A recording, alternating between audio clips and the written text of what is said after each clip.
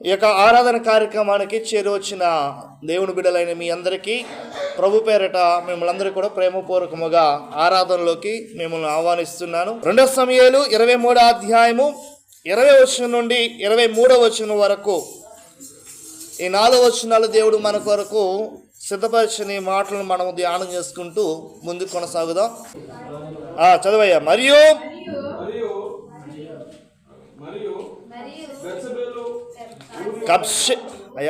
కబ్షేయులు ఊరివాడే క్రియల చేత ఘనత నొందిన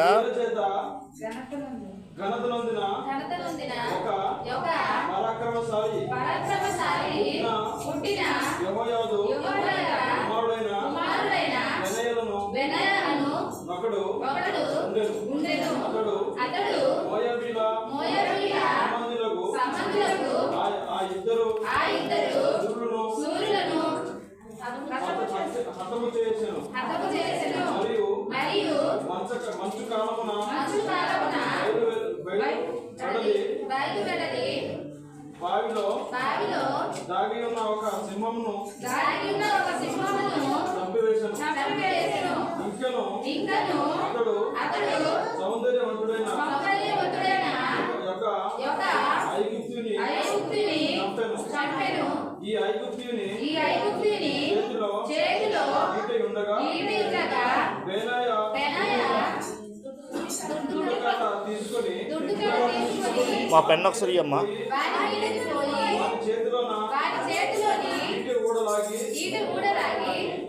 దానితోనే చంపెను.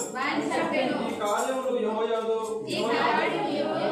కుమారుడైన బెనయా చేసినందున ఆ ముగ్గురు బలాఢ్యులలో అతడు పేరు పొంది ఆ 30 మందిలో అయినను మొదటి ముగ్గురితో సమానుడు కాకపోయినను దావీదు ఇతనిని ఒకనిగా నియమించెను. ఓకే, మంచిది. చిన్న ప్రార్థన చేసుకుందాం. మహాపరిశుద్ధుడా, మహోన్నతుడా, మహాగణుడా, మా యేసయ్య నీకే స్తోత్రములు చాలిస్తున్నాను. ప్రభా, ఈ ఉదయకాల సమయమందు మాకును మా అందరికీ నాయనా నువ్వు సిద్ధపరిచిన ఈ వాక్య లేఖనాలను మేము ధ్యానం చేయాలని ఆశపడుచుండగా చూడగలిగే కనులను ప్రభా, వినగలిగే చెవులను, గ్రహించగలిగే హృదయాన్ని నువ్వు మాకు దయచేయమని ప్రార్థిస్తున్నా. ప్రభా, ఆత్మ సిద్ధమే కానీ శరీరము బలహీనమని నువ్వు వాక్యం సెలవిస్తుంది. అయితే ఆత్మతో పాటు శరీరము కూడా మేము బలపరుచుకొని నీ బలమైన ఆహారాన్ని భుజించుటకు నాకును మా అందరికీ నువ్వు కృప చూపించమని ప్రభా, నా నోటికి బోరుగా ఉండి నీ బిడ్డలతో నువ్వు మాట్లాడమని ప్రార్థిస్తూ ఈ చిన్న ప్రార్థన నజరేయుడైన క్రీస్తు ప్రభు నామములో అతి వినయముగా సమర్పించుచున్నాం తండ్రి. ఆమేన్. ఆమేన్. కూర్చొని పిల్లారా. ఓకే, మంచిది. దేవుడు మన కొరకు సిద్ధపరిచిన వాక్యాంశం ఒక శ్రేష్టమైన వ్యక్తి. ఈయన పేరేంటో అంటే మీరు చూసుకున్నారు కదా, ఇప్పుడు చదివారు కదా, ఏం పేరు వచ్చిందంట? ఎస్, బెనయా అనే ఒక వ్యక్తి. ఈరోజు ఈ బెనయా జీవితం నుండి కొన్ని విషయాలు నేను మీతో పంచుకోవాలని ఆశపడుచున్నాను. ఓకే, మొదటిగా ఈరోజు వాక్యాంశం ఏంటంటే, అక్కడ చూడండి 20వ వచనంలో ఒక మాట చూసుకుంటే, మరియు కబ్షయేలు ఊరివాడై క్రియల చేత ఘనత నొందిన యొక్క పరాక్రమశాలికి, ఎవరు పుట్టినట్టు వాడంట? పరాక్రమశాలికి పుట్టిన యెహోవా కుమారుడైన బెనయా అను ఒకడు ఉండెను. ఈయన దేనిలో పరాక్రమశాలి అంటే శారీరకంగా కూడా ఈయన పరాక్రమశాలి, క్రియల విషయంలో కూడా ఏంటంట పరాక్రమశాలి అండి. Praise the Lord. హల్లెలూయా. ఈయన మరి మనం చూసుకుంటే బెనయా అనే పేరుకు అర్థం మరి వాక్యం సైడ్ మహాపరాక్రమశాలి అయిన బెనయా ఏంటంట పరాక్రమశాలి అయిన బెనయా జీవితం నుండి 3 విషయాలు నేర్చుకుందాం. చదవబడిన లేఖనాల్లో 20వ వచనం 21వ వచనంలో 3 విషయాలు మనం చూసాం. ఒకటోదిగా 2 శూరులను హతము చేసెను. తర్వాత మనం చూసుకుంటే ఒక సింహమును చంపవేశను. తర్వాత సౌందర్యవంతుడైన ఒక ఐగుప్తుని చంపాననే పదాన్ని మనం చూసాం. ముగ్గురుని చంపాడు కాబట్టి ఎటువంటి వాడంట? పరాక్రమశాలి, బలాధ్యుడు, బలవంతుడు. అయితే జాగ్రత్తగా ఈ మాటలు మనము ముందుకు వెళ్దాం. దయించి శ్రద్ధ కలిగి దేవుని వాక్యం విని నేర్చుకోవాల్సిందిగా మనం చేస్తున్నాం. మరి ఈ బెనయ్య అనే పేరుకు అర్థము అని ఏంటని మనం చూసుకుంటే ప్రభు యొక్క కుమారుడు అని అర్థం. ఏంటంట? బెనయ్య అనే పేరుకు అర్థం ఏంటంట? రాసుకోవమ్మా, గుర్తుంటుంది. బాబు రాసిస్తున్నావా? వెరీ గుడ్, రాయ్. బెనయ్య అనే పేరుకు అర్థం ఏంటంట? ప్రభు యొక్క కుమారుడు. మరి ఈ బెనయ్య యొక్క తండ్రి ఎవరన్న ఆలోచన మనం చూసుకుంటే ఇక్కడ రాయబడిన మాట మనం చూసాం. యెహోవా యోదా అనే ఒక వ్యక్తి బెనయ్య యొక్క తండ్రి. మరి ఈ బెనయ్య యొక్క ఊరు ఏంటని మనం చూసుకోగలిగినట్లయితే కబ్షయేలు. మనం ప్రారంభంలోనే చూస్తాం. ఏ ఊరంట? బెనయ్య అనేది ఊరి పేరు. ఏం పేరంట? కబ్షయేలు. జాగ్రత్తగా వినండి. మరి యూదా దేశంలో దక్షిణ ప్రాంతంలో ఉంటుంది. ఈ కబ్షయేలు ఎక్కడ ఉంటుందంట? యూదా దేశంలో దక్షిణ ప్రాంతం. దక్షిణ అంటే ఇంగ్లీష్లో ఏమంటారు? సౌత్ యొక్క ప్రదేశంలో ఈ యొక్క కబ్షయేలు అనే ఊరు ఉంటుంది. జాగ్రత్తగా ప్రతిదీ మీకు నెమ్మదిగా అర్థమయ్యేంతగా నేను మీ వాక్యం చెప్పాలని ఆశపడుచున్నాను. ఒక కథ రూపంగా మీకు చక్కగా క్లుప్తంగా, వాక్యంగా కాకుండా కథ రూపంగా నేను మీకు చెప్పాలని ఆశపడుతున్నాను. సండే స్కూల్ పిల్లలకి వచ్చేటప్పుడు ఎలాగైతే చెప్తారు, తొందరగా కాకుండా ఒకటి చెప్తారు, అలాగే చెప్తున్నా. మరి ఈ యొక్క బెనయ్య యొక్క పని ఏంటని చూసుకోగలిగినట్లయితే దావీదు మహారాజు దగ్గర 30 మంది బలవంతులు సూర్యులు ఉంటారు. సూర్యులు అనకంటే అర్థం ఏంటి? బలాధ్యులు అంటే వారు బలవంతులు అని అంటారు. అందులో ఇతను ఒకడు. ఈ యొక్క బెనయ్య యొక్క పేరేంటంటే పని ఏంటంట? వృత్తి అంటే ఏంటి? పని అంటే ఏం పని అంట ఆయనది? అయ్యా గంగాధర్ అర్థమవుతుందా? ఏం పని అయింది? దావీదు మహారాజు ఈయన ఏ దేశానికి, ఏ ప్రజలకు రాజు అని అంటే ఇజ్రాయేలు ప్రజలకు ఈయన రాజు. ఈ రాజు దగ్గర సైన్యం, అనేకమైన సైన్యం ఉంటుంది. వేల కొలది, లక్షల కొలది సైనికులు ఉంటారు. ఆ సైనికుల్లో అందరిలో కంటే ఒక 30 మంది సూర్యులు ఆయన దగ్గర ఉంటారు. అంటే వాళ్ళు నాయకత్వాన్ని వహించేవారు. ఆ 30 మంది సూర్యుల్లోన 3 ప్రధానులు ఉంటారు. ఆ 3 ప్రధానులోన ఒకడు బెనయ్య. ప్రైజ్ ద లార్డ్, హల్లెలూయా. ఎంత ధన్యత కలిగినట్టు వాడు అని అంటే, ఎందుకు ఈయనంత పరాక్రమశాలి అని మనం చూసుకోగలిగినట్లయితే, ఈయన యుద్ధంలో ఆయన అడుగు పెట్టేటప్పుడు తన రాజ్యానికి ఏం తీసుకొచ్చేవాడంట?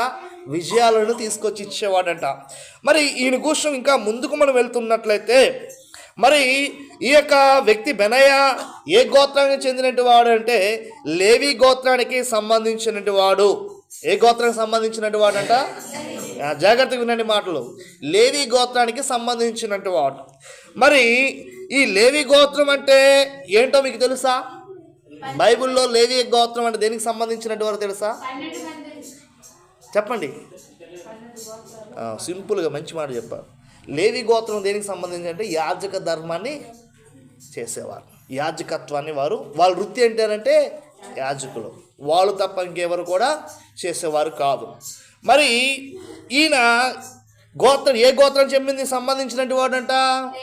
లేవి గోత్రం. ఈయన యాక్చువల్గా చెప్పాలంటే సైనికుడిగా ఉండకంటే ఏ చర్చిలో లేదా మందిరాల్లో ఈయన ఏం చేసేవాడు? చేయాల్సినట్టు వాడంట యాజకత్వం చేయాల్సినట్టు వాడు. కాకపోతే ఇక్కడ మీరు స్టార్టింగ్లో ఒక మాట ఉంది, మీకు అర్థమైందో లేదో.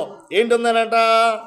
కబ్షయేలు ఊరివాడైన క్రియల చేత ఘనతనందిన ఒక పరాక్రమశాలికి పుట్టినవాడు యెహోవా యోదా. అంటే తన తాత కూడా ఇదే ఫీల్డ్లో ఉన్నాడు. యెహోవా యోదా తండ్రి ఎటువంటి వాడట?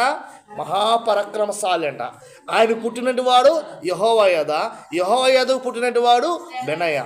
మరి ఈయన ఏం చేశాడంటే దేవుడు నియమించిన ప్రకారంగా ఆ యొక్క యాజక ధర్మాన్ని ఆయన అనుసరించక, యాజక ధర్మాన్ని చేయక ఆయన ఎంచుకున్నాడు. ఎంపిక ఏంటంట?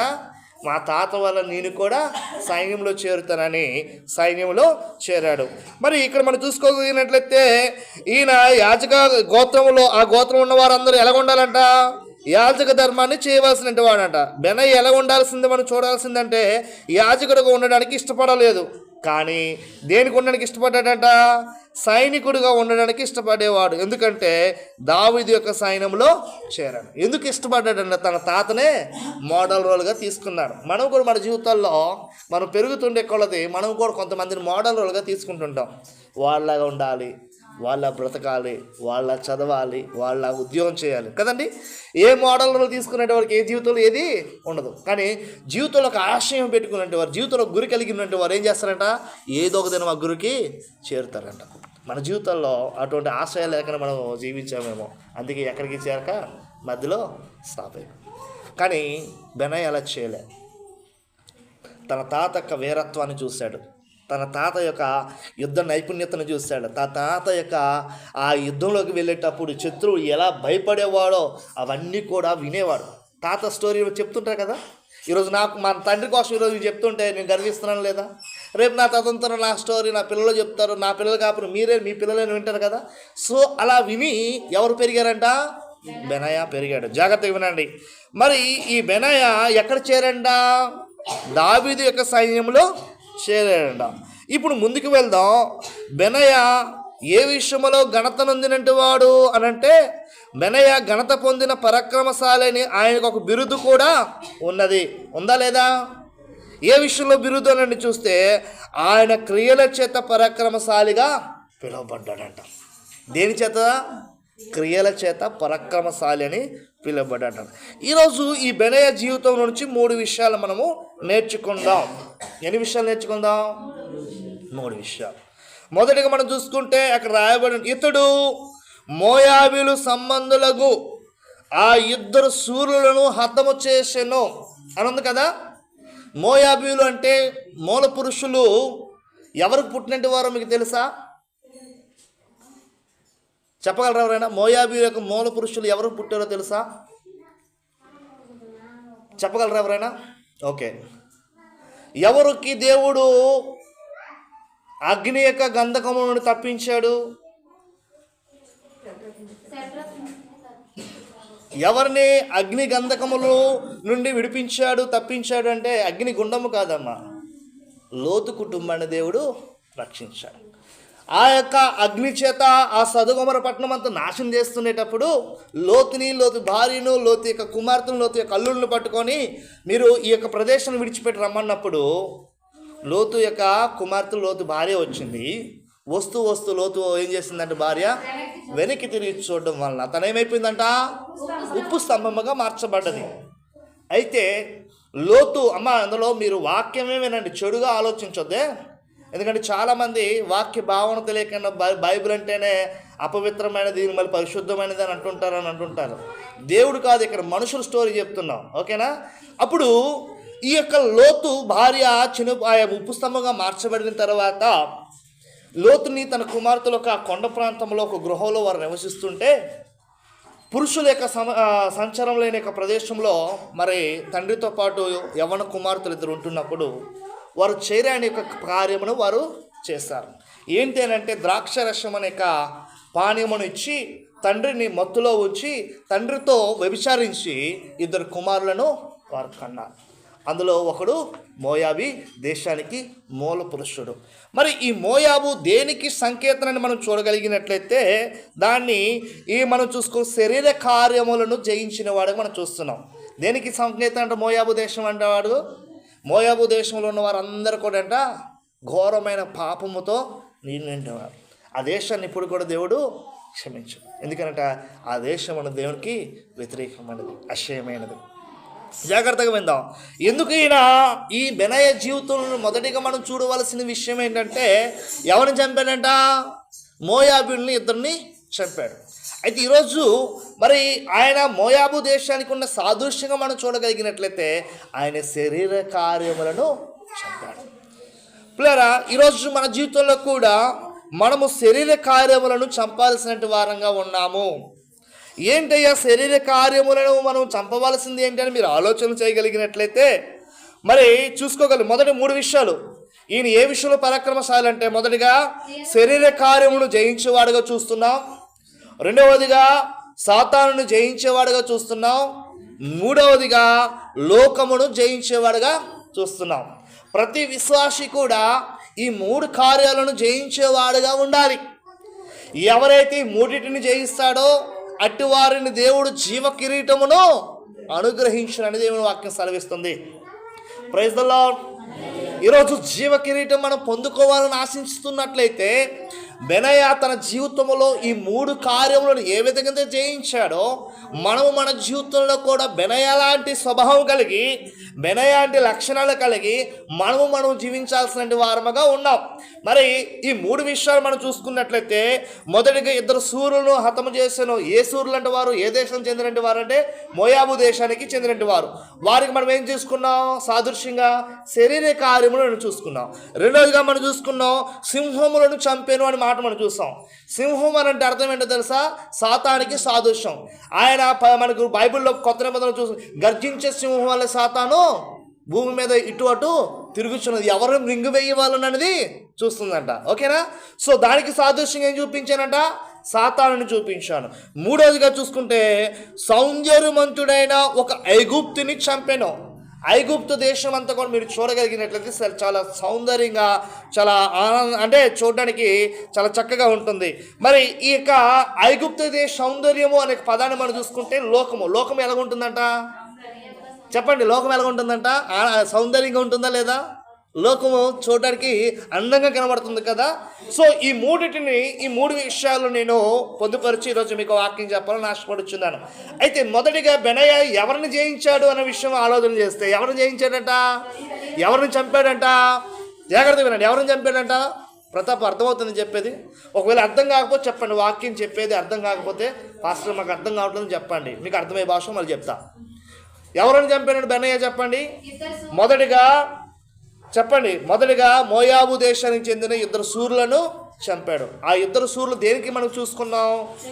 మోయాబు దేశం అంటేనే శరీర కార్యానికి స్పష్టమైనది. ఎందుకంటే అక్కడ వర్షావాయ చూడకన్నా ఏం చేశారంట? పిల్లలు కన్నాడు. ఆ పిల్లలు ఎప్పుడు కూడా వారు శపింపబడినట్టు వారే.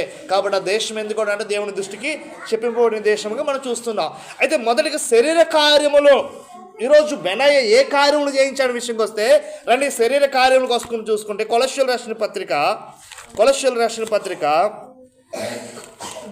జాగ్రత్తగా విందా, 3వ అధ్యాయం 5వ వచనం. కొలస్సీయులకు రాసిన పత్రిక 3వ అధ్యాయం 5వ వచనం. అయ్యా ప్రతాపు, తీసావా? రాసుకుంటున్నావు, తీయలేదా?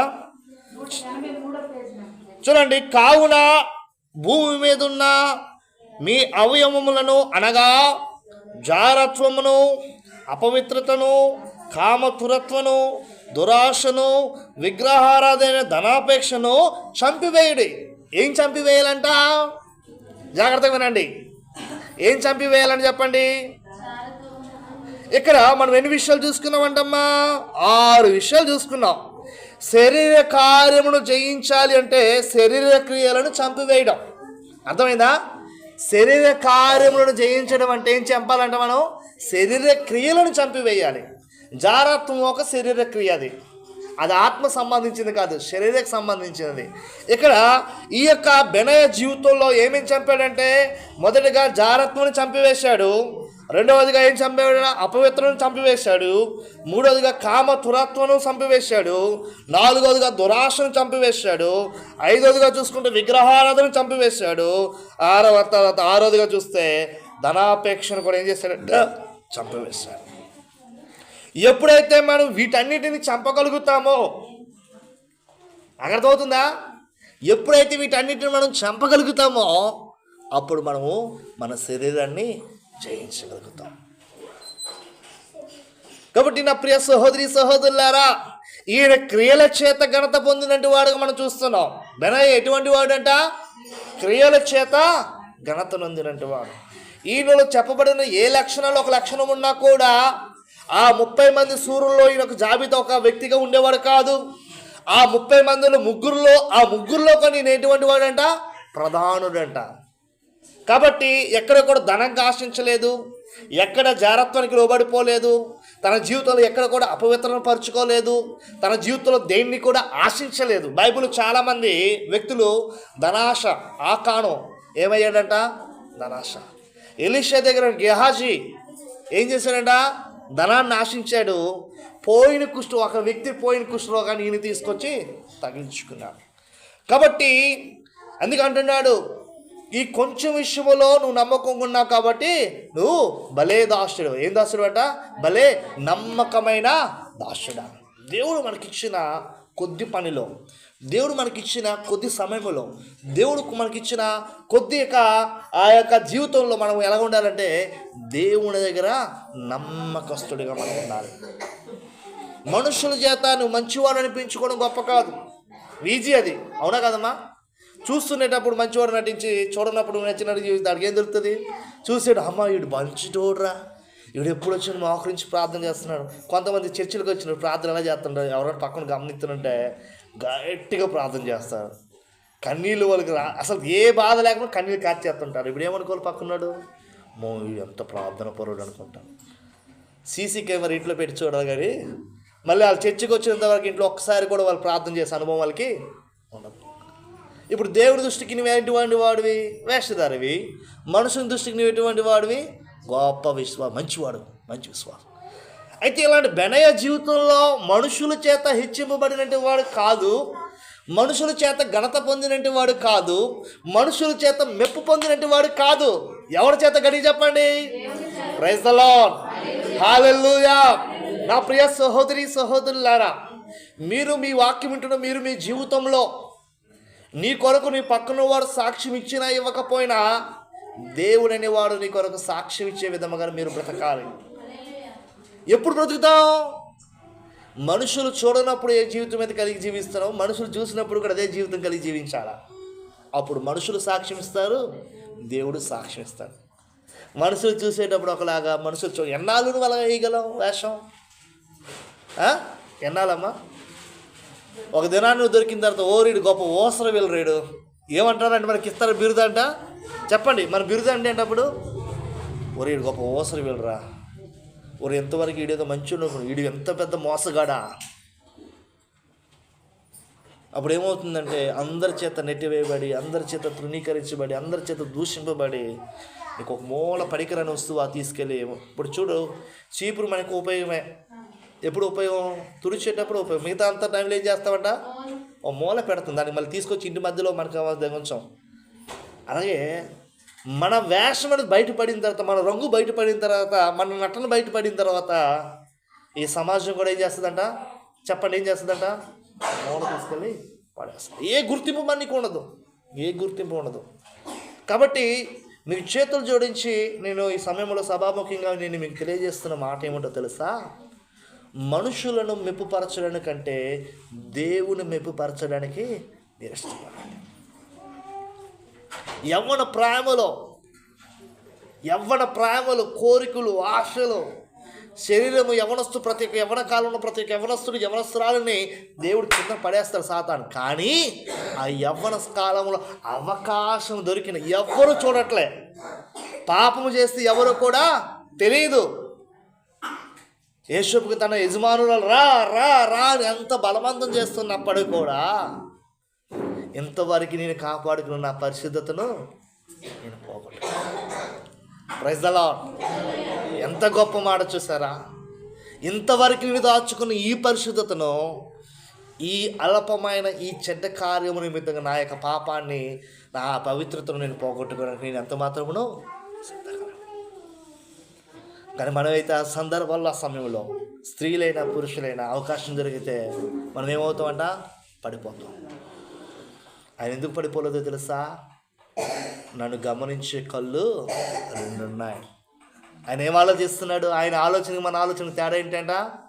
ఆయన నన్ను గమనిస్తున్నాడు, నా నడకను గమనిస్తున్నాడు, నా పడకను గమనిస్తున్నాడు, నేను కూర్చుండేటందు, నేను నుంచుండేటందు, నేను నడుచుటందు, ప్రతి విషయంలో ఆయన నన్ను ఏం చేస్తున్నాడంట?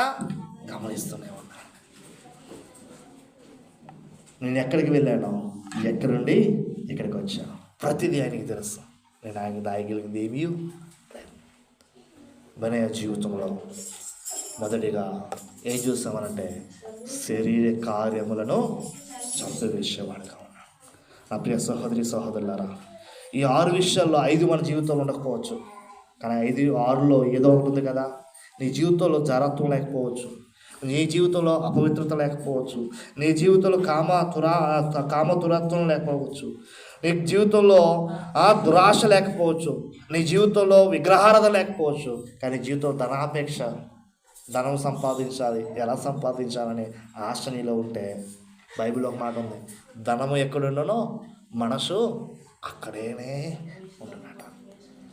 నిశ్చయముగా నేను చెప్పుచున్నాను. ఏమని చెప్తున్నానంటే, ధనవంతుడు సూదు బెచ్చముల ఒంటి దూరుట సులభమేమో కానీ, చెప్పండి, సూది బెచ్చముల ఒంటి దూరుట, సూది బెచ్చముల దారం తోయడమే మనకు కష్టం, దారం పెట్టడమే కష్టం, కానీ అందరంట ఒంటే దూరిపోతుందండి. కానీ ధనవంతుడు పరలోక రాజ్యముల ప్రవేశించుట పిల్లరా, దేవుడు చెప్పే ప్రతి మాట చాలా తత్వజ్ఞముతో కూడిన మాటలు అవి. మనం అవి ఏంటంటే పెడచో పెడుతున్నాం.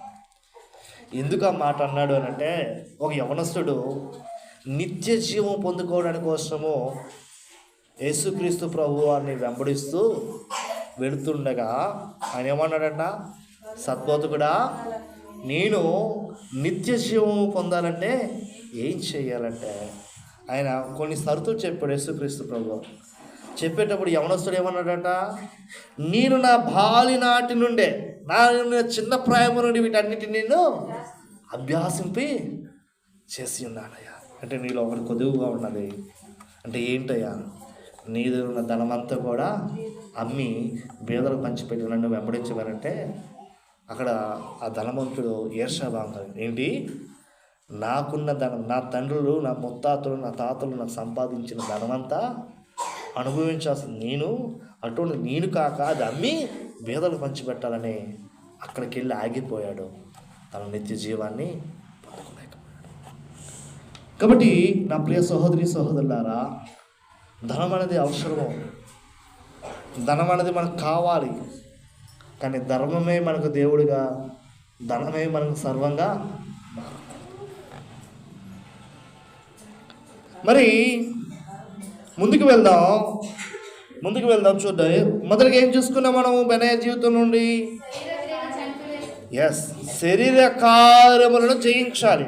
శరీర కార్యములను చంపివేయడం అంటే ఏంటి? అర్థం ఏంటి? జయించడం అంటే ఏంటి?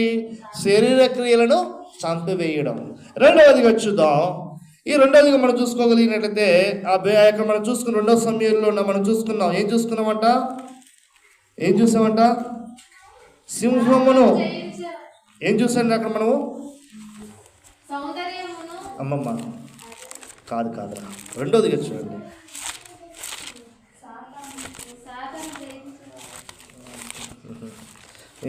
నేనే తీస్తాను. 2వ సమయాలు 23వ అధ్యాయము 20వ వచనంలో చివర్లో చూడండి ఒక మాట ఉంది. సాదృశ్యం మీకు చెప్పే కదమ్మా, 2 సూర్యులను మరి యొక్క చూడండి అర్థం చేశాను. మరియు మంచు కాలమున బయలు వెళ్ళి బావిలో దాగి ఉన్న ఒక సింహమును చంపివేస్తాను. ఎక్కడ దాగి ఉందని సింహం అంట? ఈ చదివితే మీకు ఏమైనా అర్థమైందా? కానీ దీనికి ఆగాగి పాయింట్ మొక్కలు పెట్టి చదివితే మనకు ఎన్ని విషయాలు అర్థమవుతుందో చూద్దాం. మొదటిగా మంచు కాలం అంటే ఏంటి? మంచు పడుతున్నప్పుడు మన కళ్ళ ముందు ఒకటి ఉన్నా మనకు కనబడుతుందా? మరి మంచు కాలంలో ఎండిన బావి అంట. ఏ బావి అంట? ఎండిన బావిలో ఒక సింహం ఉందంట. మరి ఎదురుగా ఉన్న మనిషి మనకు కనబడడే. జంతువుల్లో అతి క్రూరమైన జంతువు ఏంటో తెలుసా? సింహం. జంతువుల్లో అతి బలమైన జంతువు ఏంటో తెలుసా? సింహం. మరి మంచు ఏ కాలంలో చంపాడంట? ఎండాకాలంలో కనబడేటప్పుడు చంపేయడం పెద్ద గొప్ప విషయం కాదు. కనబడిన సందర్భంలో కూడా ఆయన చంపివేసాడంటే అది గొప్ప విషయం. Praise the lord. బైబిల్లో సింహాన్ని చంపినటువంటి వారు 3 ఉన్నారు. ఎంతమంది ఉన్నారంట బైబిల్లో? చెప్పగలరా? బా మంచి పర్లేదు. దాంతో 2 పేర్లు చెప్పిస్తారా? అబ్బా ఓకే, వెరీ గుడ్, పర్లేదులే, సంతోషం. క్లాప్స్ కొట్టాలమ్మా. వద్దా? ఏమట? ఓకే, మంచిది. బైబిల్లో సింహం అన్నిటికంటే బలమైనది, మానవుడు అందరికంటే బలహీనుడు. మరి బలహీనమైన వాడు బలవంతుని సంపాదనలంటే అర్థమవుతుందని చెప్పేది. దేవుడు ఏమన్నాడట, జ్ఞానవంతులను సిగ్గుపరచడానికి జ్ఞానహీనులను ఎన్నుకున్నాడు, బలవంతులను సిగ్గుపరచడానికి బలహీనులను ఎన్నుకున్నాడు. ఒక బలహీనుడు ఒక బలవంతుని కొట్టగలిగాడంటే, ఒక జ్ఞానహీనుడు ఒక జ్ఞానవంతుని ఓడించాడంటే దాని అర్థం ఏంటో తెలుసా? వాడి శక్తి కాదు. అర్థమవుతుందా? రండి, కొన్ని మాటలు చూపిస్తాను ఇక్కడ మీకు అర్థం అవడం కోసం. రండి, న్యాయాధిపతులు 14వ అధ్యాయము, త్వరగా 14వ అధ్యాయము 5వ వచనం 6వ వచనం. అప్పుడు సంసోను తన తల్లిదండ్రులతో కూడా తిమ్మనతునకు పోయి తిమ్మనతు ద్రాక్ష తోట వరకు వచ్చినప్పుడు కొదమ సింహం అతని ఎదుటికి బొబ్బర్లు వచ్చును. యెహోవా ఆత్మ అతనిని ప్రేరేపింపగా అతని చేతులు ఏమీ లేకపోయినను ఒకడు మేకపిల్లను చీల్చినట్లు, జాగ్రత్తగా వినండి, ఈ పదాలు మీరు అర్థం చేసుకోండి. ఒకడు ఆ మేకపిల్లను చీల్చినట్లు అతడు దానిని చీల్చెను. అతడు తను చేసినది తన తండ్రినైనను తల్లినైనను చెప్పలేదంట. అర్థమవుతుందా? ఒక మనుషుడు మేకపిల్లను చీల్చగలరా? చీల్చగలరా? ప్రతాపు గంగాధర్ చీల్చగలరా? ఒక మేకపిల్లను చీల్చేస్తారా మీరు? ఒక మేకపిల్లను చీల్చాలన్నా కూడా ఏం కావాలంట? మనకి ఇదేం కావాలి? బలం కావాలి. ఇక్కడ అంటున్నాడు, ఒక మేకపిల్లను చీల్చివేసినట్లు ఇక్కడంట సంసోను అంట కొదమ సింహాన్ని చీల్చివేసాడు. చెప్పబడి దేవుని పడతాం. హల్లెలూయా, హల్లెలూయా. ఎలా ఆయన చేయగలిగాడు అంటే యెహోవా ఆత్మ ఆయన ప్రేరేపింపగా ఏం చేసిందట? ఎవరి జీవితంలో అయితే ఇలాంటి బలమైన కార్యాలను మీరు చూడాలని ఆశపడుతున్నట్లయితే వారి జీవితంలో దేవుని ఆత్మ ఎంతగానో అవసరమున్నది. ప్రైజ్ ది లార్డ్, హల్లెలూయా. రెండోదిగా చూద్దాం. మొదటిగా చూస్తున్న సంసోను చూస్తాం. రెండోదిగా బైబిల్ చూద్దాం. బైబిల్ ముగ్గురిని చూపిస్తాను. దావీదు 1 సమూయేలు 17వ అధ్యాయము 34వ వచనం నుండి 37వ వచనం వరకు చూసుకుంటే మనకు కనబడుతుంటుంది. అయితే 34వ వచనం చదువుతాం. 34.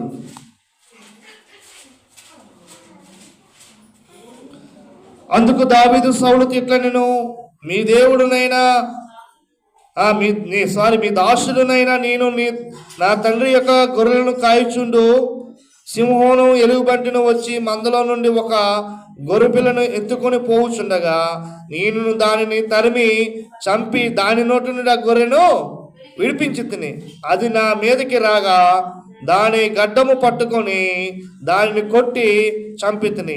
మీ దాసుడైన నేను ఆ సింహోను ఎలుగుబంటిని చంపితేనే జీవము గల దేవుని సైన్యములను తిరస్కరించిన ఈ సున్నత లేని ఫిలిష్తీయుడు వాటిలో ఒక దాని వలె అగుననియు అని అన్నాడు.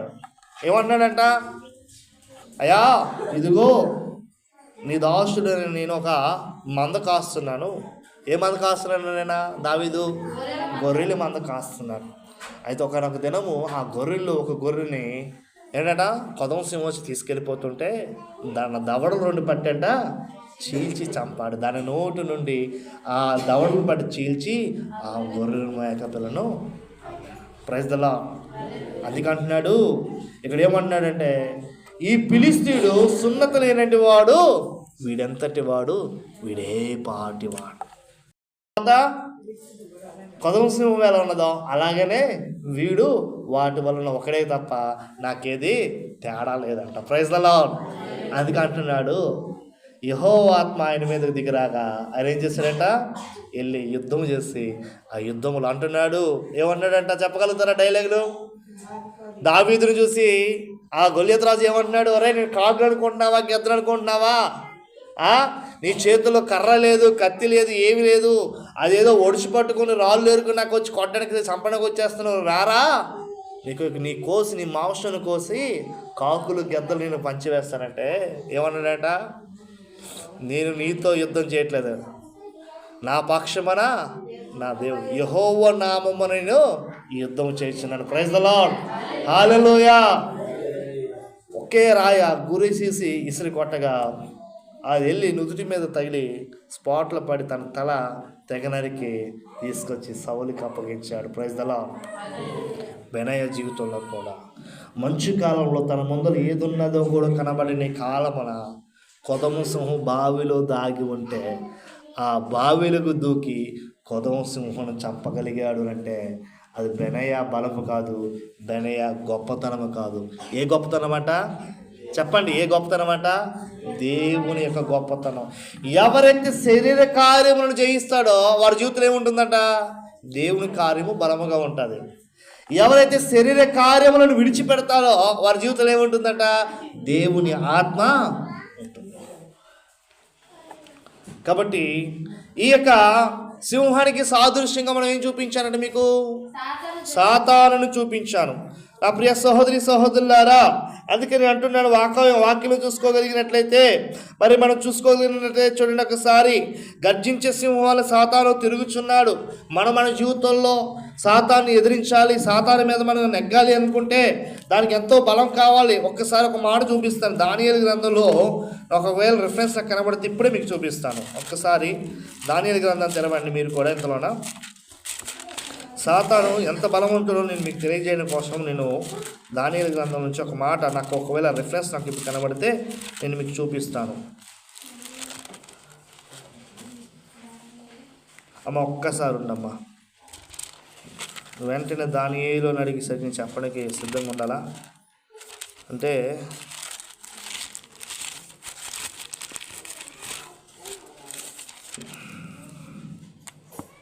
మీరేమైనా చెప్పగలరా? దానియేలు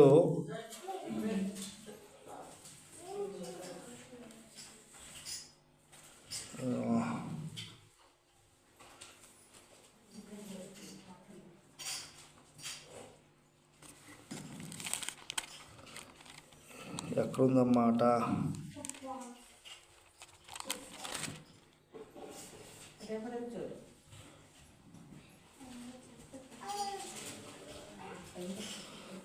అంటే దానియేలు గ్రంథంలో నువ్వు నా ప్రియ కుమారుడు అన్న మాట మనం చూసుకోగలిగినట్లయితే అక్కడ ఒక యుద్ధం జరుగుతుంది. పరలోక రాజ్యం నుండి దూతలు వచ్చి దాంతో యుద్ధం చేస్తుందమ్మా.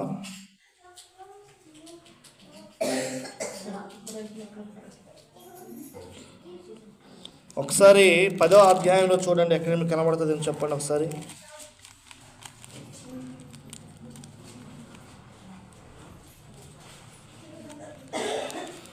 ప్రభు చిత్తం అయితే నేను మీకు చూపిస్తాను, సమయం అవుతుంది కాబట్టి.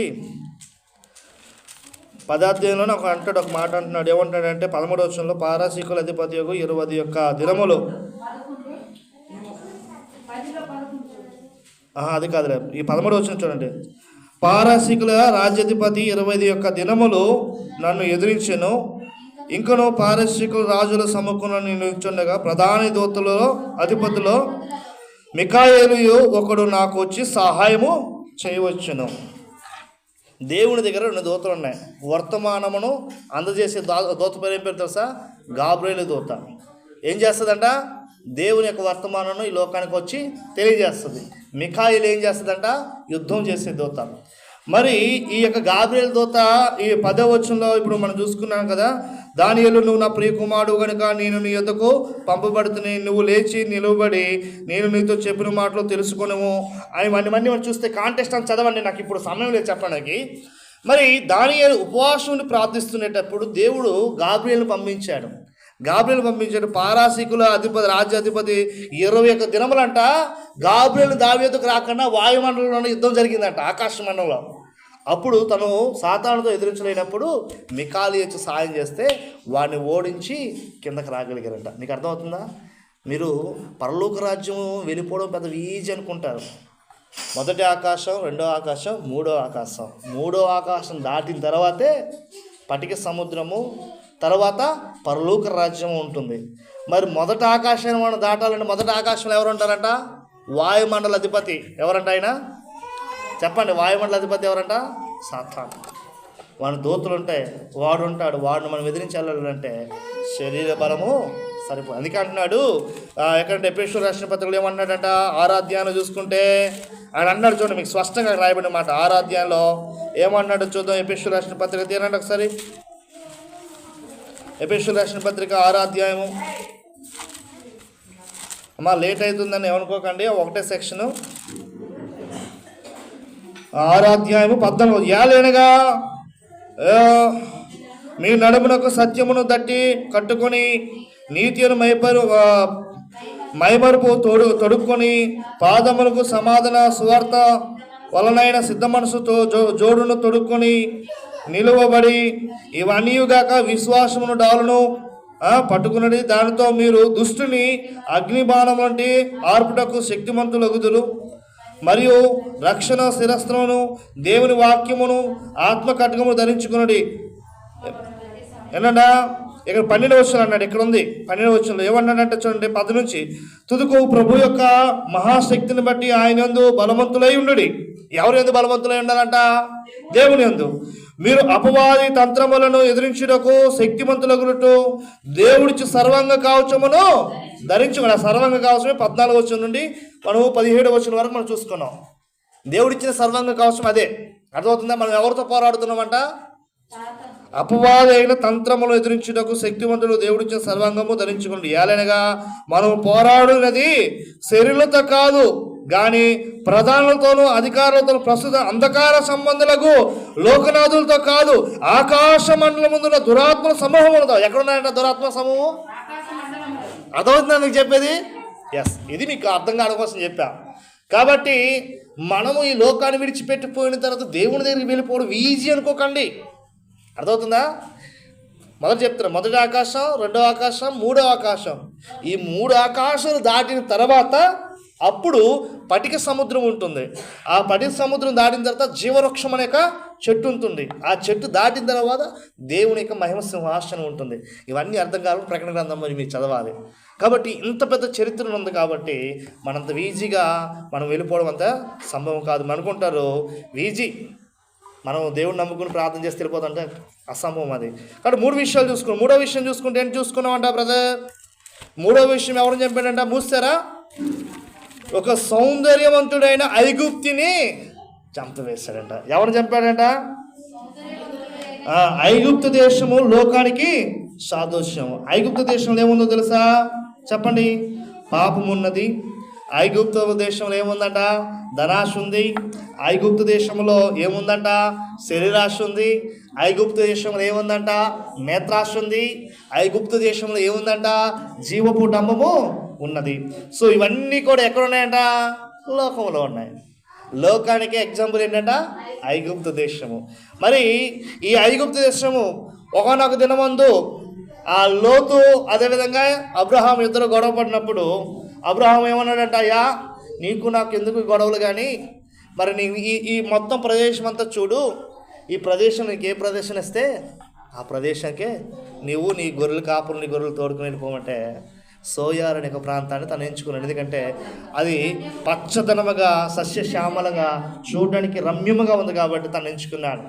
మరి లోతు భార్య ఎందుకు ఆ యొక్క ప్రదేశాన్ని విడిచిపెట్టడానికి ఇష్టపడలేదంటే అక్కడున్న అలవాట్లు, అక్కడున్న కల్చర్ అంతా కూడా లోతు భార్యకు ఆకర్షించుకుంది. ఈరోజు చాలామంది ఏం చేస్తుంటారంటే నేను క్రైస్తవుని అంటాడు, నేను పెద్ద ప్రార్థన పరుడు అంటాడు. ఒక అన్యురాలు బొట్టు పెట్టుకుంటే ఈయన కూడా ఏమంటాడు? నా భార్య బొట్టు పెట్టుకుంటే బాగుంటుంది, అలా చూడాలని నాకు ఇష్టం. ఈయన పెద్ద ప్రార్థన పరుడు, అన్యులేమో పూలు పెట్టుకుంటారు జడ నిండగా. నా భార్య కూడా పూలు పెట్టుకుంటే బాగుంటుంది. కారణం ఏంటి? నీ భార్య బొట్టు పెట్టుకోవాలని కోరుకుంటున్నావు ఎందుకు? నీ భార్య పూలు పెట్టుకోవాలని ఎందుకు కోరుకుంటున్నావు? నీ భార్య వాళ్ళని నువ్వు కూడా అలంకరించుకుంటే బాగుంటుందని ఎందుకు అంటున్నావు అంటే ఈ లోకమేమన్నాడు ఏంటంట? ఆకర్షణ. అయ్యా అమ్మా, నీ భక్తి ఏంటో, నీ ఆలోచన ఏంటో, నీ కోరికలు ఏంటో, నీ ఆశయాలు ఏంటో, నీ యొక్క తపనేంటో, నీ ఉద్దేశాలు ఏంటో, నీ జీవితం యొక్క విధానం ఏంటో మనుషులకు తెలియకపోవచ్చు.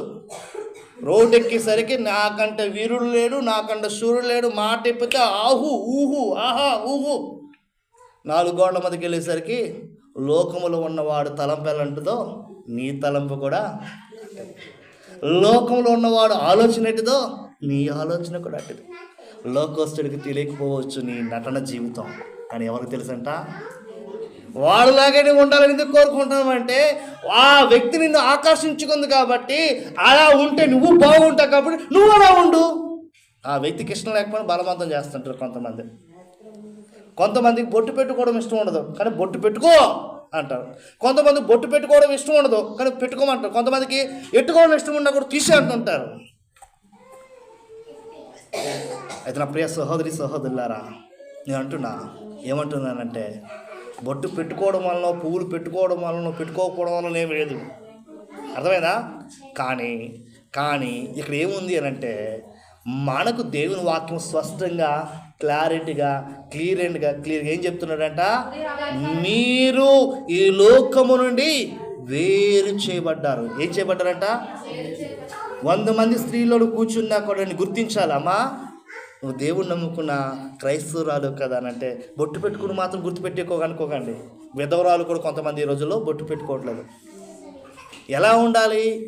మన క్రియ, మన నడక, మనకు డ్రెస్సింగ్ సెన్స్, లేదా మన మాట్లాడే విధానం, దీన్ని బట్టి నువ్వు క్రైస్తవుడని గుర్తుపట్టాలి తప్ప నువ్వు పూలు పెట్టుకోకపోవడం నువ్వు క్రైస్తవురాలు అనో, నువ్వు బొట్టు పెట్టుకోకపోవడం క్రైస్తవురాలు అనో, నువ్వు గాజులు వేసుకోవడం క్రైస్తవురాలు అని ఎవరు గుర్తుపట్టరమ్మో.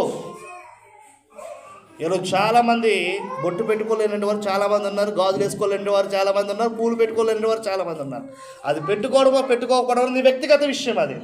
కానీ నేనేమంటానంటే, పెట్టుకున్నా పెట్టుకోకపోయినా నీ సత్క్రియ చేత ఎదుటివారు నువ్వు ఒక విశ్వాసపరురాలు అని గుర్తించే స్థితిలో నువ్వు ఉండాలని నేను ఆశపడుచున్నాను. ప్రైజ్ ద లార్డ్, హల్లెలూయా. మనమేమో ప్రార్థన, అయ్యా నేను ఎలా ఉంటాను, అయ్యా నేను ఎలా ఉంటాను అంటాం. కానీ ఇంట్లో ఏమో ఒత్తిడి, ఇంట్లో రాపిడే. అటువంటి వారిని ఎంతోమంది నేను చూస్తాను. బొచ్చుడు ఎన్నో సంఘాలకు వెళ్ళేటప్పుడు ఎంతోమంది విశ్వాసులకి వారు చెప్పే భార్యలు చెప్పే సాక్ష్యాలు, వారు భార్యలు చెప్పే ప్రార్థన విన్నపాలు ఎన్నో భర్తలు ఎలాంటి సైకోయిజం కలిగి ఉంటారో ఎంతోమంది స్త్రీల దగ్గర నేను విన్నాను.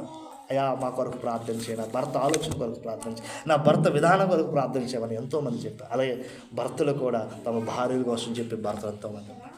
అది నేను అంటున్నా, అమ్మా మీరు నిన్ను వల్ల నువ్వు బ్రతకడానికి ఇష్టపడానే కానీ నటన జీవితం ఉండడానికి ఇష్టపడద్దు. ఈ యొక్క 3వ మాటను చెప్పి ముగించాలని ఆశపడుచున్నాను. 3వ మాటకు వస్తే రెండు రెఫరెన్స్ మీకు చూపిస్తాను. 1 యోహాను రాసిన పత్రిక, త్వరగా 1 యోహాను రాసిన పత్రిక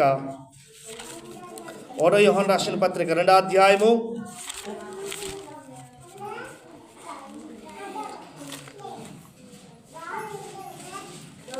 2:16. అమ్మా జాగ్రత్తగా వినండి. లోకములో ఉన్నదంతయు, జాగ్రత్తగా వినండి, లోకములో ఉన్నదంతయు అనగా శరీరాశ్రయు, నేత్రాశ్రయు, జీవపు డంబము తండ్రి వలన పుట్టినవి కావు, అవి లోక సంబంధమైనవే. ఏ సంబంధమైనవంట? ఎస్, అవి తండ్రి వలన పుట్టినవి కావు. నా వాక్యం వింటున్న నా ప్రియ సహోదరి సహోదరులారా, ఈరోజు బెనయ జీవితంలో నుండి మనం నేర్చుకోవాల్సిన ఈ 3 విషయాలు మనం నేర్చుకోవాల్సిన ఎంతో అవసరం ఉన్నది. ఏంటో బెనయ జీవితం నుంచి ఆయన పరాక్రమశాలిని ఆయన బిరుదు ఎందుకు వచ్చింది అని అంటే, ఆయన బలవంతుడే కాకుండా శారీరకమైన బలం ఉన్నప్పటికీ కూడా ఆత్మీయమైన బలము తనకి ఉన్నది. ఆశా నిగ్రహం ఉంది. ఏముందంటే ఆయనకంట? ఆశా నిగ్రహం. మొదటిగా ఏం చెప్పండి, ఆయన ఏం జయించాడంటే ప్రతాపు? ఆయన జయించినవేంటి? బెనయ జీవితంలో జయించినవి ఏంటంట? ఏంటని జయించాడనంటే, మొదటిగా చెప్పండి, ఐగుప్తులిద్దరిని చంపివేశాడు. రెండవదిగా ఎండిపోయిన బావిలో దిగి ఉన్న బావిలో ఉన్న కొదం సింహుని చంపివేశాడు. మూడవదిగా ఈ యొక్క పరాక్రమశాలి అయిన బెనయ ఎవరిని చంపాడంటే సౌందర్యవంతుడైన ఐగుప్తుని చంపివేశాడు. దానికి మనం చూసుకున్నాం ఏంటంటే, మొదటిగా శరీర కార్యములను చంపివేయాలి, రెండవదిగా సాతానును చంపివేయాలి, మూడవదిగా ఐగుప్తు అంటే ఏంటి అర్థం ఏంటి? లోకము. సౌందర్యం అంటే అర్థం ఏంటి? సాదృశ్యంగా లోకాన్ని మనం చంపివేయాలి. మరి జాగ్రత్తగా ఉండండి. బెనయ్య చేతిలో ఒక మాట అక్కడ దాగి ఉన్న చూడండి ఒకసారి. ఇక్కడ చాలా శ్రేష్టమైన మాట ఉంది చూడండి ఒకసారి. గమనించారా? మీరు చదివారు కానీ గమనించారా? మీరు గమనించరు ఎప్పుడు, ఎందుకంటే అది మాకు అలవాట్లేదు. రండి ఒకసారి తెరవండి మళ్ళీ అనమాట. అందులో ఒక మాట నేను చెప్పని మాట ఒక దాగి ఉంది, మీరు చెప్పగలరా అమ్మా? నేను చెప్పని మాట ఒకటి ఉంది, మీరు చెప్పగలరా?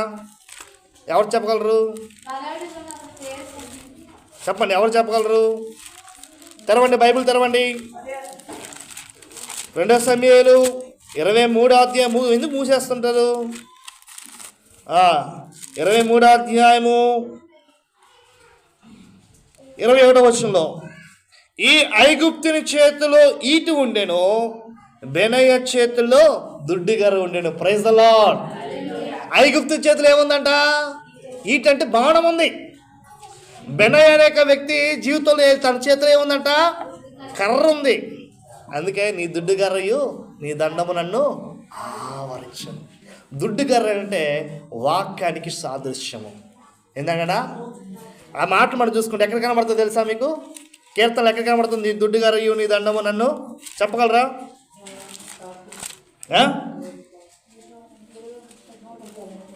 ఎక్కడ చెప్పండి? 23 దావీదు కీర్తన 23:4 గాఢాంధకారపు లోయలో నేను సంచరించినను ఏ అపాయముకు నేను భయపడును, నువ్వు నాకు తోడైందువు, నీ దుడ్డుగరయు నీ దండములను ఆదరించాను. Praise the Lord. ఎస్, దేవుని యొక్క వాక్యం ఎవరైతే చేతిలో పట్టుకుంటారో, దేవుని యొక్క వాక్యము ఎవరి హృదయంలో అయితే పట్టుకుంటారో, దేవుని యొక్క వాక్యము ఎవరి జీవితంలో అయితే పట్టుకుంటారో, దేవుని యొక్క వాక్యము ఏ కుటుంబంలో అయితే ఉంటుందో ఆ కుటుంబానికి ఏముంటుంది చెప్పాలి? ఏముంటుంది? విజయం ఉంటుంది. Praise the Lord. ఏముంటుందంట? విజయము. ఈరోజు ఆ యొక్క బాణము తన చేతులు ఉన్నా కూడా కేవలం ఒక కర్రతో తనను చంపవేయగలంటే తనకున్నది తన చేతులు ఉన్న బాణం బలమైందేమో కానీ ఇక్కడ బెనయ్య జీవితంలో ఏముందో బలమైందంట? తన కర్రే బలం. ఆ కర్రకి దేనికి సాదృశ్యం అంట? ఎస్. చూడండి, ఎవరైతే ఈ మూడింటిని జయించగలరో వారిని దేవుడు ఏమి ఇస్తాడంటే తెలుసా? ప్రకటన గ్రంథము 2వ అధ్యాయము 10వ వచనం చూసుకోగలిగినట్లయితే అక్కడ మాట రాయబడింది. ఏముందో? 2:10. ప్రకటన గ్రంథము 2వ అధ్యాయం 10. ఇదిగో మీరు శోధింపబడినట్లు అపవాది మీలో కొందరిని చెరలో వేయబోచున్నాడు. 10 దినములు శ్రమ కలుగును, మరణము వరకు నమ్మకముగా ఉండుము. ఆ తర్వాత ఏమన్నాడంట? నేను నీకు జీవ కిరీటమును ఇచ్చేదాన్ని. చెప్పబడతాం గట్టిగా. ఎవరు జీవ కిరీటం ఇస్తాడంట? ఎంతవరకు నమ్మకముగా? 1 వారం రోజులా? 1 నెల రోజులా? 1 సంవత్సరమా? నీకు చర్చికి రానంత విసుగు రానంత వరకు ఉన్నంత వరకు చర్చికి విసుకొచ్చేసిందని వదిలేసిన తర్వాత భక్తి వదిలేస్తా కాదు. శ్రమల్లో నేను, బాధల్లో నేను, వేదల్లో నేను, కష్టములో నేను, దుఃఖములో నేను, ఏ విషయములోనైనా కూడా దేవుని యందు నమ్మకముగా ఉండాలి. Praise the Lord. Hallelujah. Benaiah తన జీవితంలో దేవుని యందు నమ్మకమైన వాడుగా ఉన్నాడు. మీకు ఒక విషయం చెప్పనా? బెనయ్య దావీదు యొక్క సైన్యములో ఉన్నాడు. బెనయ్య తన కుమారుడైన సొలొమోను సైన్యంలో కూడా ఉన్నాడు. Praise the lord. 2 తరాల్లో 2 రాజుల దగ్గర కూడా వాడబడ్డాడు. ఏంటి దాన్ని తను చూసుకున్నట్లయితే ఆయన మరి బెనయ్య జీవితంలో ఈ 3 తను జయించాడు. కాబట్టి బెనయ్య జీవితంలో దేవుడు ఇచ్చాడు. చూద్దాం. 1వ దినవృత్తాంతము 11వ అధ్యాయము చదవండి ఒకసారి. 1వ దినవృత్తాంతము 11వ అధ్యాయము 24, 25 వచనాలు చూద్దాం. త్వరగా తీయండి, త్వరగా. అమ్మమ్మ చదువుతాం. యెహోవా కుమారుడైన బెనయ్య ఇటీ పనులను చేసినందున ఆ 3 మహాపరాక్రమశాలు ఘనత మంది వాడాడు. 30 మందిలో ఇతడు వాసుకెక్కను గాని ఆ 3లో ఎవరికి సాటివాడు కాలేదు. దావీదు ఇతని తన దేహ సంరక్షకులో అధిపతిగా ఊహించాడు. Praise the Lord. ప్రమోషన్ వచ్చింది. ఏ ప్రమోషన్ వచ్చిందంట? ఇప్పుడు సైన్యంలో ఉండాల్సినటువంటి వాడు ఇప్పుడు ఎక్కడికి వచ్చాడంట? దావీదు యొక్క దేహ సంరక్షణగా అధిపతిగా, అంటే దావీదుకు దగ్గరగా చేర్చాడు. మరి ఇక్కడ ప్రమోషన్ పొందాడా లేదా? ఇచ్చాడా లేదా? దేవుడు ఘనత ఇచ్చాడా లేదా? నా ప్రియ సహోదరి సహోదరులారా, మళ్ళీ చెప్తున్నా 3 విషయాలు గుర్తుండిపోవాలి. ఒకటిదిగా ఏం జయించాలంట? మొదటిగా శరీర కార్యములను జయించాలి. రెండవదిగా సాతానును జయించే వారంగా ఉండాలి. సాతాను కొన్ని సందర్భాల్లో భార్య భర్తలు స్విచ్ పెడతారనుకో, అప్పుడు నువ్వు గ్రహింపు కలిగి ఉన్నావనుకో, సాతాను వాడు సిగ్గుపడి ఓడిపోయి వెళ్ళిపోతాడు. అది గ్రహించి కలిగి ఉన్నావనుకో, నువ్వెంత నేనెంత, పశువులు యుద్ధంకి వెళ్ళేటప్పుడు తల ఆడిస్తుంటుంది, అనుకుని రా అనుకుని గుబ్బును గుద్దుకుంటాయి. అలాగే మనం మన జీవితాల్లో మాటలతోనూ చేతలతోనూ గుద్దుకునేవాడు కాక అక్కడ వెంటనే దేవుడిలో మనం ఒక చిన్న గ్రహింపు, ప్రభా ఈ గొడవ ఎందుకు వచ్చింది, ప్రభా ఈ మాట ఎందుకు వచ్చింది, ప్రభా ఎందుకు ఈ యొక్క నాకు నింద వచ్చింది, ప్రభా నాకు ఎందుకు ఈ అవమానం వచ్చింది, ప్రభా నాకు ఎందుకు ఈ ఆర్థిక ఇబ్బందులు వచ్చాయి, ప్రభా నాకు ఎందుకు ఈ యొక్క ఆర్థిక సమస్యలు లేదా అనారోగ్య సమస్యలు ఎందుకు వచ్చాయి అని ఒక్క క్షణం నువ్వు మోకరించి ప్రార్థించగలిగితే దేవుడు వెంటనే నీకు తలంపును అనుగ్రహిస్తాడు. Praise the lord. వెంటనే తలంపు వచ్చేటప్పుడు మనం ఓడిపోతామా గెలుస్తామా? ఒక విషయంలో సాతాను ఏం చేశాడంట చెప్పండి? సాతాను ఏం చేశాడంటే గర్వించాడంట. ఎవరి విషయంలో? ఏ విషయంలో? యోబు దగ్గరికి వెళ్ళేసరికి యోబుని ఎలాగైనా తను ఓడించాలని ఎంతో ప్రయత్నాలు చేశాడా? ఓడించగలిగాడా? లేదు. అందుకే అంటుంది, మరణం అంటుంది, నేను అధికారులను చెప్పాను, నేను బలవంతులను చెప్పాను, బలహీనులను చంపాను, చదువుకున్న వంటి వారిని చంపాను, చదువు లేనటి వారిని చంపాను, అంతస్తులు ఉన్నటి వారిని చంపాను, ఊడు గురుసులో ఉన్నట్టు వారిని చంపాను, అందగాడిని చంపాను, అందహీనులను చంపాను, రాజులను చంపాను, అధికారులను చంపాను, నేను చంపాలంటే వాడు ఎవరను లేడు. అందుకే దేవుడు అంటున్నాడు, ఓ మరణమా నీ విజయం ఎక్కడా, ఓ మరణమా నీ ముళ్ళెక్కడా, నువ్వు ఇంతమందిని చంపేవేమో కానీ నన్ను నువ్వు చంపలేవు. అప్పుడు అంటున్నాడు, ఇదిగో దేవుడు ఏమంటాడంటే, మరణమును చీల్చుకుంటూ మృత్యుంజయుడై తిరిగి లేదు. చెప్పకూడదు ఏమైపోతాం. హల్లెలూయా. అంతవరకు గర్వంగా ఈ యొక్క మరణం అనేది రొమ్ము చాచుకుంటూ భుజాలు ఎగేసుకుంటూ నేను చంపనంటి వాడు లేడు, నేను ఓడించలేనంటి వారు ఎవడును, చదువుకున్నట్టు వాడిని, చదువు రానంటి వాడిని, బలవంతుడిని, బలహీనుడు, అందగాడిని, అందహీనుడు, ధనవంతుడిని, దరిద్రుడిని, రాజుని, అధికారులను, వీళ్ళందరినీ చంపావు కానీ నన్ను నువ్వు చంపలేవు. అందుకే అంటున్నాడు, ఓ మరణమా నీ విజయం ఎక్కడ, ఓ మరణమా నీ ముళ్ళు ఎక్కడ. ప్రభు యేసుక్రీస్తు ప్రభు నిజంగా సమాధిని చీల్చుకుంటూ ఆయన మృత్యుంజయుడే తిరిగి లేకపోయింటే ఈ రోజుల్లో ముక్కోడు దేవదూతలు ఉన్నారని చెప్పుకున్నాం కదా, అందులో ఈయన ఒకడు అనేవాడే ఉండేవాడు తప్ప ఈయనకు ఒక ప్రత్యేకత ఉండేది కాదు. ఈరోజు మనం అందరి విధంగా కూడేవారమా? ఆయన మరణాన్ని జయించి లేచాడు కాబట్టి, ఆయన మృత్యుంజయుడు కాబట్టి, ఆయన విశ్వాసించినట్టు వారు కూడా మరలా ఏంటంటే చనిపోయినట్టు వారు మళ్ళీ ఏమవుతారంట? అక్షయ శరీరంతో వారు మరలా లేపబడతారు. Praise the Lord. హల్లెలూయా. దేవుడి కొద్ది మాటలు దీవించి ఆశీర్వదించును గాక. ఆమేన్. బెనయ ఒక మహాపరాక్రమశాలి. ఏ విషయంలో అంట? బలము విషయంలో పరాక్రమం, శరీర విషయంలో కూడా అయినటువంటి వాడంట పరాక్రమవంతుడు, ఆత్మ విషయంలో కూడా అయినటువంటి వాడంట పరాక్రమం. ఈరోజు వాక్యం విన్న మీ అందరికి కూడా నేను చేతులు జోడించి సభాముఖంగా కోరుచున్నది ఏంటంటే, మీరు వాక్యం వినేవారుగా ఉండకన్నా ఆచరించేవారుగా ఉండడానికి ఇష్టపడండి. మొదటిగా శరీర కార్యమును జయించాలి. శరీర కార్యంలో కోపం, శరీర కార్యంలో క్రోధం, శరీర కార్యంలో మత్సరం, శరీర కార్యంలో దూషణ, శరీర కార్యంలో అహంకారం, అహంభావం, ఇవన్నీ కూడా చెప్పుకుంటూ పోవచ్చు. వాటన్నిటిని ఎవరైతే జయిస్తాడో వాడు దేవునికి దగ్గరగా చేరుగా ఉంటాడు. నెంబర్ 1. నెంబర్ 2, ఈ బెనయ ఏం చేశాడంటే చెప్పండి ఏం చేశాడంట? సాతానును ఓడించాడు. సాతాను ఎంత బలవంతుడు మీకు తెలియజేసే కదా, దానియేలు గ్రంథంలో మీకు చూపించే కదా ఎంత బలవంతుడంట. గాబ్రియేలు దూత సాతానుతో యుద్ధం చేస్తే ఎన్ని రోజులు? 21 రోజులు పట్టిందంట. అప్పుడు మళ్ళా ఎవరు వచ్చారు? మిఖాయేలు వచ్చి సహాయం చేస్తారు. ఇంటికి వెళ్ళి చదవండి, మీకు అర్థమవుతుంది అధ్యాయం అంతా కూడా. మిఖాయేలు సహాయం చేస్తే మిఖాయేలు గాబ్రియేలు దూత ఇద్దరు కలిపి యుద్ధం చేస్తే అప్పుడు సాతానుని ఓడించారు. మరంత శక్తివంతం కలిగిన ఆ మిఖాయేలు మద్దతు చూసి గాబ్రియేలుని ఓడించలేని స్థితిలో ఉన్నప్పుడు సాతాను మనం ఓడించగలమా? అందులో శరీరంతో ఓడించగలమంటే ఓడించాం. కాబట్టి ఆత్మంగా మనము సిద్ధపడాలి. 3వదిగా ఏంటంటే చూసుకున్నామంట, బెనయ జీవితంలో ఏం చూసుకున్నామంట? లోకాన్ని జయించాడు. మనం ఈ లోకాన్ని ఒక్క మాట చెప్పి ముగిస్తాను, ఒకే ఒక మాట. యాకోబు రాసిన పత్రిక 4:4 ఇది చాలా సింపుల్ కట్ మీకు అర్థం కావడం కోసం. యాకోబు రాసిన పత్రిక 4:4 చదువు. మాకు ఏమంటున్నాడు? చదువుమ్మా, పర్లేదు, సిగ్గుపడక్కర్లేదు. నేను చదువుతాను, మీరు చదవకలేండి, నేను చదువుతాను. నేను చదువుతాను. వ్యభిచారులారా, ఈ లోక స్నేహము దేవునితో వైరమని మీరు వెలగరా. కాబట్టి ఎవడు లోకముతో స్నేహం చేయగోరునో వాడు దేవునికి శత్రువు అంట. ఇప్పుడు మనుషుని శత్రువు అయితేనే మనం కొద్దిగా కష్టపడాల్సిన పరిస్థితి వస్తుంది. ఈడేం చేస్తాడా, ఈడే కుట్ర పొందుతాడా, ఈడు ఎక్కడ గుమ్ము తవ్వి తోసేస్తాడు గుమ్ములోనా, ఈడు ఎక్కడ ఏం చేసి మనం నష్టపరుస్తాడని భయం ఉంది. మరి లోకాన్ని సృజించిన దేవునికి శత్రువు ఉంటే మనం బ్రతకగలమా? ఇప్పుడు దేవుడికి మిత్రుగా ఉండాలంటే ఏం చేయాలి చెప్పండి? దేవుడికి స్నేహితుడిగా ఉండాలంటే ఏం చేయాలి చెప్పండి? చెప్పండి, మీరే చెప్పండి. ఏం చేస్తే దేవునికి విరోధం? మనం ఏం చేస్తే మనం దేవునికి విరోధం అంట? దేవునితో చెప్పండి. ఎస్, లోకముతో ఎవరైతే స్నేహం ఫ్రెండ్షిప్ చేస్తారో. లోకంతో ఫ్రెండ్షిప్ అంటే ఏంటి? అమ్మ అక్కల ముచ్చట్లు చేసినా అదేంటట చెప్పండి, లోక స్నేహం. అది ఎదుటి వారు ఎదుగుదల చూసా ఎదుగుదల వారవలేని తనం ఉన్నా అది లోకమే. మచ్చరం ఉంది ఏంటంట? లోక సంబంధమైనదే.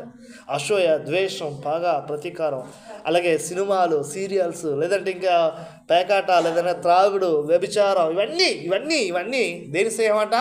లోక స్నేహం. కాబట్టి లోక స్నేహం మనకు వద్దు. ఏ స్నేహం వద్దంట? దేవుని సావాసం మనకు వద్దు. దేవుని సావాసం మనకు. మమ్మల్ని మీ కాలు పట్టుకుంటాను బతిలాడితే మొన్న ఎంతమంది వచ్చారు శుక్రవారం రోజు ప్రార్థనకి? మీరు బతిలాడి, మీరు మా కాలు పట్టు వచ్చి బతిలాడినా మా పద్ధతి మేము మార్చుకోమయ్యా. మేము ఇలాగే ఉంటాం, మేము ఇలాగే బ్రతుకుతాం. ఏమో ఎంతమంది వచ్చారు? ఇద్దరేనా? పోన్లే. నిజంగా మీ ఇద్దరు వచ్చారంటే మా ఫాస్టర్ నిజంగా మా కాలేజ్ పట్టేస్తున్న భయంకి వచ్చారా? పట్టనుకుంటున్నారా? పట్టమంటే ఈ ప్రార్థన అయిన తర్వాత అందరూ లైన్ నుంచి కాలు పట్టుకుంటాను, సిగ్గుపడను. దైవికంగా దేవుని పని విషయంలో దేవాది దేవుడైన యేసుక్రీస్తు ప్రభువారు లాంటి వాడే తన యొక్క శిష్యులు పాదములు కడిగినప్పుడు తను అంతగా తగ్గించుకునేటప్పుడు ఏ యోగ్యత లేనటువంటి వాడిని, ఏ అర్హత లేనటువంటి వాడిని, అన్నిటికీ మించినటువంటి వాడు ఆయన అంతగా స్థితి తగ్గించుకునేటప్పుడు నేను ఏ పార్టీ వాడిని? నేను కాలు పట్టుకుంటాను, తప్పు చేసో పాపము చేసో అప్పు అయిపోయో సొప్పు అయిపోయి కాలు పట్టుకుంటాను అట్లే. దేనికోసం తగ్గిపోతున్నాను? దేవుని కార్యం కోసం తగ్గుతున్నాను. అంత పెద్ద మాట మీకన్నా కూడా మీ హృదయాలు కడగటం లేదంటే మీరు ఎవరికి సావాసం దగ్గర ఉన్నారు? మళ్ళీ చెప్తాను, ప్రతి ఆదివారం చెప్తున్నా, దేవుని సన్నిధికి రండి, ప్రార్థించండి, మీ కుటుంబాలను మీరు కట్టుకోండి. మొదటిగా ప్రార్థించడం వల్ల దేవుని సన్నిధి రావడం వలన మొదటి మీకు లాభం, మీ కుటుంబంలో ఉన్న మీ బిడ్డలకి, మీ భర్తకి, అందరికి లాభం. తదుపరి మిగతా వారికి శ్రేయస్. ఎక్కడైనా ఏ దినమో ఏ గడియో రాలిపోదువో నీవు, కూలిపోదువో తెలియదురా నీకు ఏమవునో. అయ్యో మాయరా ఇది మాయరా. ఏ క్షణం రాలిపోతామో, ఏ క్షణం కూలిపోతామో తెలియని జీవితాలే. మాట్లాడుతూ అలాగ సమస్యలిపోయి వెనక్కి పడిపోయి చనిపోయినట్టు వారు లేరా? డీజే ముందుకెళ్ళి డ్యాన్స్ చేస్తూ పడిపోయి చనిపోయినట్టు వారు లేరా? న్యాయస్థానం మీద జడ్జిలు తీర్పు ఇవ్వాల్సిన జడ్జి ఆ తీర్పు ఇవ్వకుండా అలాగ కుప్పకూలిపోయినట్టు వారు లేరా? నీటి మీద బుడగ ఎప్పుడో పేలిపోతుందో తెలుసా? అటువంటి జీవితం మన జీవితం. కాబట్టి దేవుడు తన ప్రాణం మన దేహంలో పెట్టినప్పుడు దీపం ఉండగానే ఏం చేసుకోవాలంట? ఇల్లు చక్కబెట్టుకోవాలి. ప్రాణం ఉంటుండగానే ప్రభువుని నమ్ముకోవాలి. కాబట్టి ఆ పని మీరు చేయవలసిందిగా కోరుచున్నాను. దేవుడికి ఇది మన దీవించి ఆశీర్వదించును గాక. ఆమేన్. అందరూ కూడా మోకరించినట్లయితే ప్రార్థన చేసుకుందాం.